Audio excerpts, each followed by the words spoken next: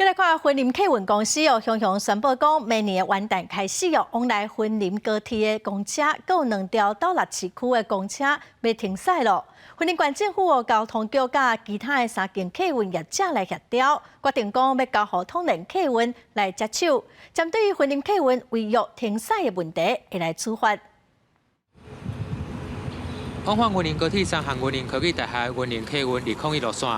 近期传出将在明年1月1号开始停开，文管府交通工务局紧急找3间业者协调，要避免造成民众的不便。丰原到云林客运可能会在今年10月底会来停驶，那经过进一步的接洽，问他们在地的经理，得到的是肯定的答案，在这个样子，我们在很仓皇的情况下，赶快跟嘉运客运、日统、那统联3家客运来协商。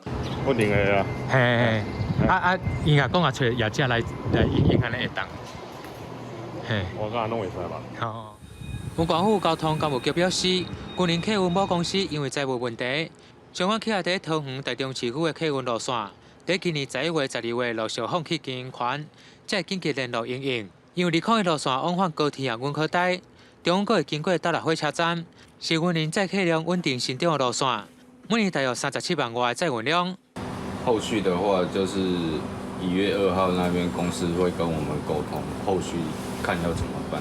跟我们的合约是到116年才到期那跟高铁的部分，他们是到明年的14年的3月所以也就是说，它3条路线的停驶都是违约的状况。那我们会依照公路法77条跟相关的法令来予以裁处。